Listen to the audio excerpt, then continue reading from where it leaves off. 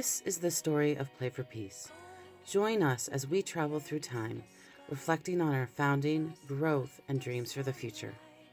The story of Play for Peace begins in 1996 when Michael Therrien, a corporate trainer from Chicago, was invited to lead a healing retreat for survivors and families who had lost loved ones in the Oklahoma City bombing earlier that year. While planning the session with co-facilitator Faith Evans, Faith asked, "Michael, what is the highest purpose of play?" Michael replied, "Peace." Faith went on to share how she had just had a dream in which she saw a big red ball bouncing through the Balkans toward Jerusalem. Michael felt the power behind this idea. He invited Craig Dobkin, also a corporate trainer and outdoors educator, to join him in making this dream into a reality. Just a few months earlier, Michael and Craig had been working together with a corporate group when Craig fell setting up rappels and was seriously injured. They united in a new journey together, bringing Play for Peace to the world. While the red ball bouncing began as a metaphor, it became a reality, and our mission of bringing together children and youth and organizations from community and conflict using cooperative play to create laughter, compassion, and peace is happening now all over the globe. The Play for Peace idea was developed into a strategic plan in order to manifest Play for Peace's mission and vision. This plan included engaging the Association of Experiential Education, or AEE, as the parent organization and fiscal agent, and inviting professionals within the organization to be active in Play for Peace pursuits. We began working with the Association of Experiential Education in 1996 and remained active participants today, with many Play for Peace staff and members attending local and international AEE conferences. Under the resource button, you can find a link to the AEE website. As Faith's dream predicted, balls began bouncing and programs opened in Israel, the Balkans, and the hometowns of Michael and Craig, Chicago and Denver. These experiences only inspired them to keep working, and others began taking notice.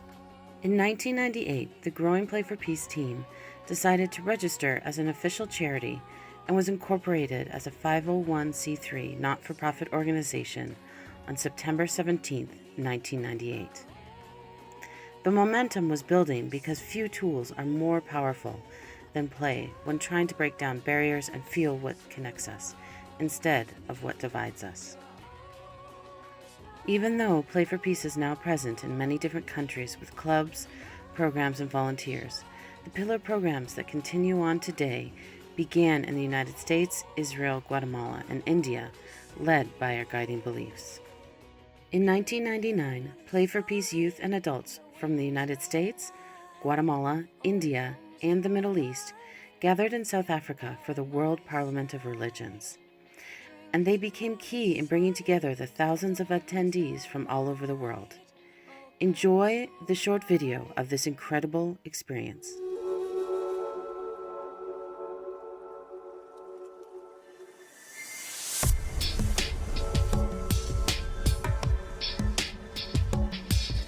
The reason that I'm involved with Play for Peace is because well, to be perfectly honest, I'm sick and tired of racism and violence.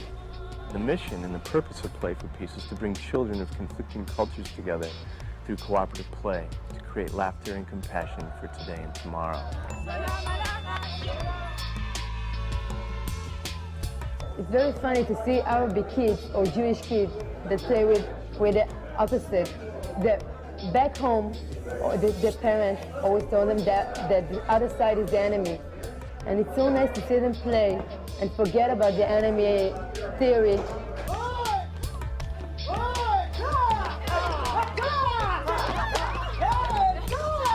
Hate and prejudice and discrimination are all learned.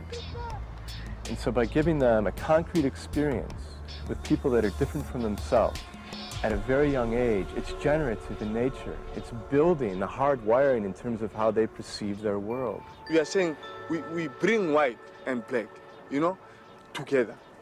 But the problem here is the parents, they're still holding,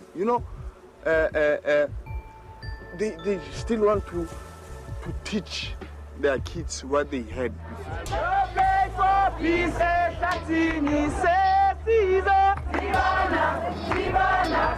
It's touching them at a time when their values and their beliefs are being formulated. That's it in a nutshell. It's very simple, it's very focused. But by that simplicity and by that focus, its probability for success is much greater. Play for peace.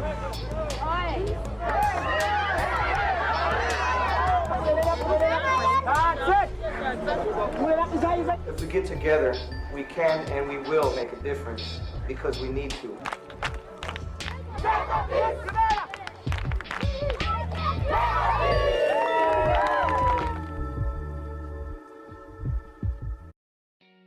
In 2001, the Dalai Lama met with Michael Therrien, and after hearing about the program, wrote a letter of support to our community. He congratulated Play for Peace on its approach to bringing together children from conflicting culture and promoting a more peaceful world. It is a letter we cherish to this day.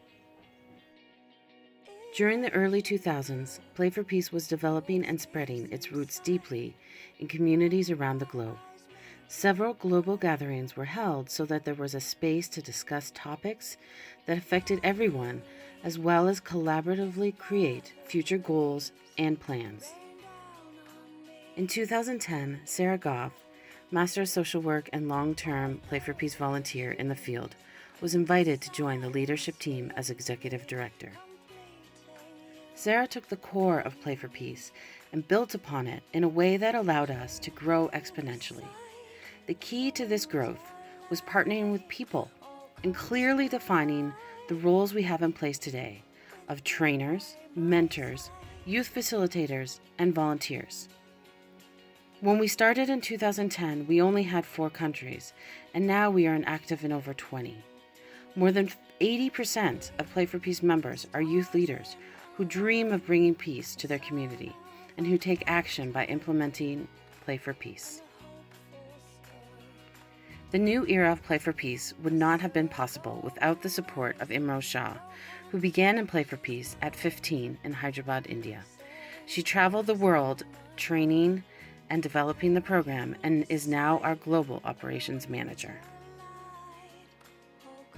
At Play for Peace, we believe that every community can create and sustain peace, with everyone working together. Enjoy this video of our recent programs and activities.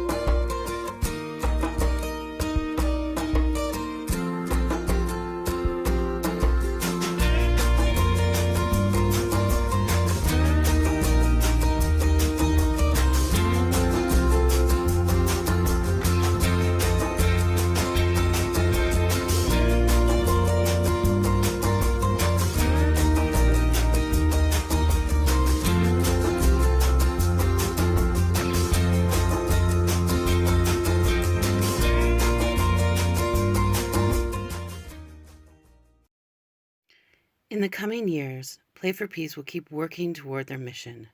We look to grow and we look to expand our programs to include campaigns such as our Support Refugees campaigns and our Compassion Games activities. Please join us.